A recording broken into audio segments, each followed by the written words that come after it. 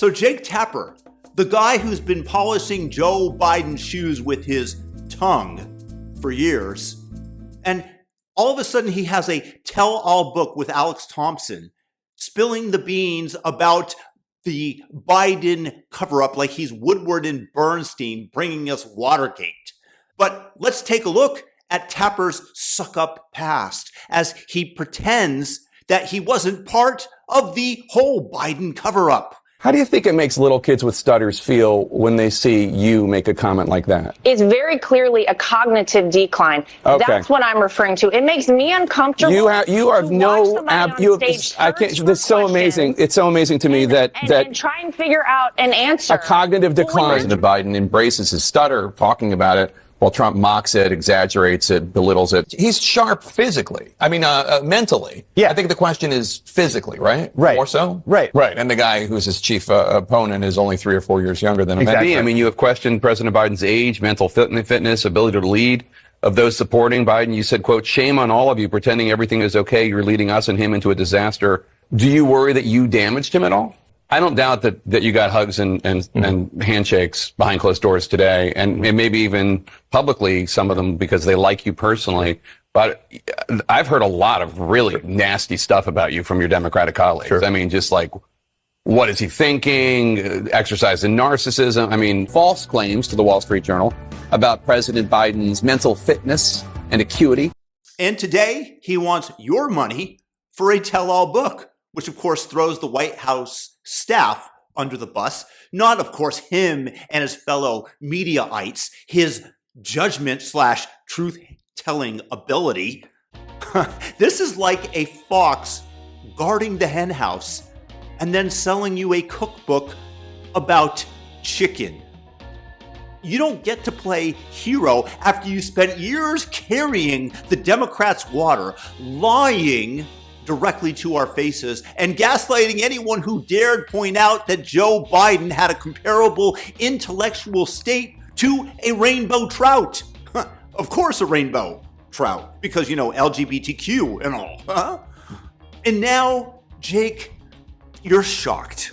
You're betrayed suddenly by the White House staff. They're to blame. Oh, give me a break. You're not a victim. You were a joyfully paid for shill. Let's rewind. For years, we watched old Joe shuffle out, squinting at teleprompters like they were written in ancient Sumerian. Women are not without electoral and or political, or maybe precise, not and or political power. Do you even know what you just said? Mumbling through speeches like he's auditioning for a role as the haunted scarecrow. The man was forgetting names, places, entire decades of his life. Where'd they go? Telling us about corn pop and the media.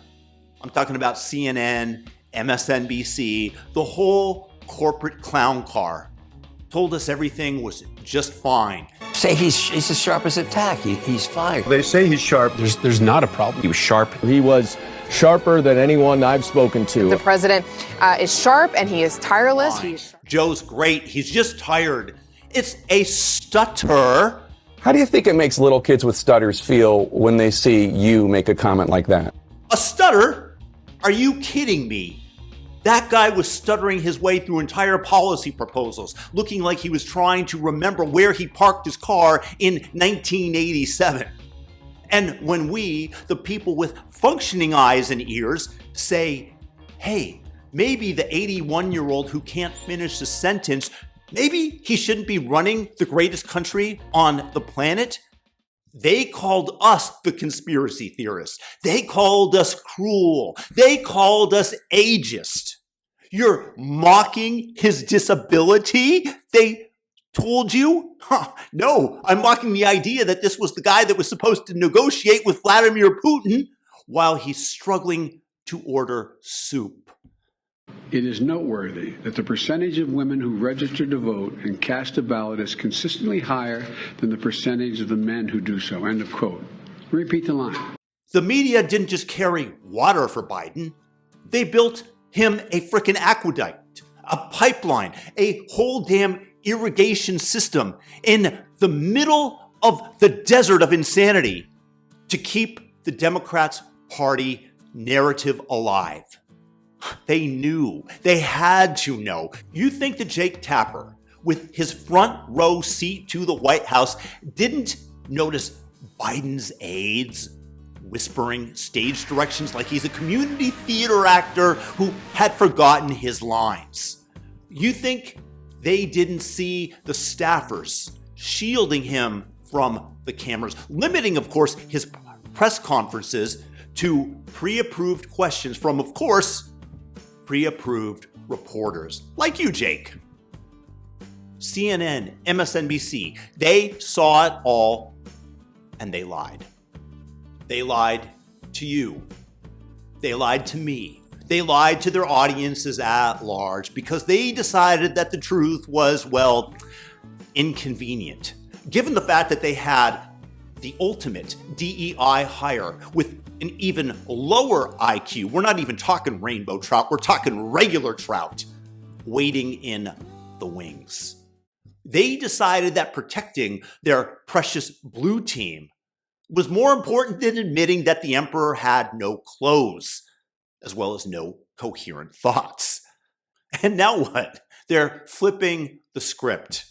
Jake Tapper is out here with his book, acting like he's blowing the lid off of some grand White House conspiracy, like he's been duped by Biden's staff.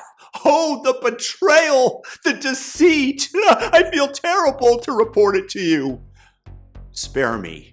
This isn't journalism. It's an attempted redemption tour for a guy who lies more than Pinocchio. His best defense is that they are both puppets. The White House didn't fool the media.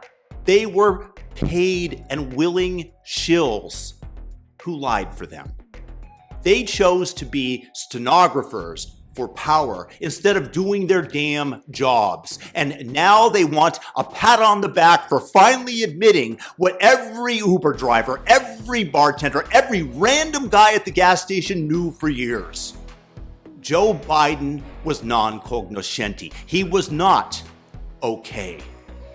So here's the deal, Jake, and every other talking head who's suddenly shocked by this. You have two options: stupid or a liar. Pick one. If you genuinely didn't see Biden's decline, you're too dumb to be trusted with a microphone and giving the public a narrative to run with. And if you saw it and covered it up, you're a liar who sold out the public for access and a paycheck. There is zero third option. You don't get to play noble whistleblower at this moment. Not after you shouted everyone down who was screaming the truth from the rooftops. Biden embraces his stutter, talking about it, while Trump mocks it, exaggerates it. You and Alex Thompson wrote a whole book about Biden's decline, calling it a cover-up, which you were an integral part of. You're not the hero. You're the guy who swatted the flashlight out of truth tellers who were investigating, yelling, "How dare you?" And let's talk about the people still eating this slop from CNN, MSNBC, and the rest. If you're still getting your news from these discredited, spineless, narrative-peddling hacks, you're not just naive. You're a liar too. You're lying to yourself. You're pretending that you don't see the game. You're pretending you can trust the same people who told you that Biden was sharp as a tack, then turned around and wrote a book about how he was falling apart. These are the same outlets that will tell you the sky is green or brown if the DNC sends them a memo. Wake up, amigos. The evidence is right in front of you, and you do not need a weatherman to tell you that it's raining, do you? And you don't need Jake Tapper to tell you Biden was crumbling when you saw it with your very own eyes. The worst part? Oh, they are not sorry, not one bit. Apology? Never. They're just going to pivot to the next narrative, the next lie, the next way to keep you hooked on their outrage machine. And Jake Tapper's book, it's not accountability, it's a cash grab. He's not exposing the White House, he's exposing his own hypocrisy, and that of his compatriots and hoping that you're dumb enough to buy it. Well, I'm not buying it, and hopefully neither are you. Leave it in the comment section if you are, or if you're not. And if you're still buying what these people are selling, you're not just gullible, you're complicit at this point. You are part of the lie. So stop it, turn off the TV, close the browser, and start trusting your own eyes. Because even if you are blind, you'll still get a more accurate view of the world than that which these liars are trying to feed to you.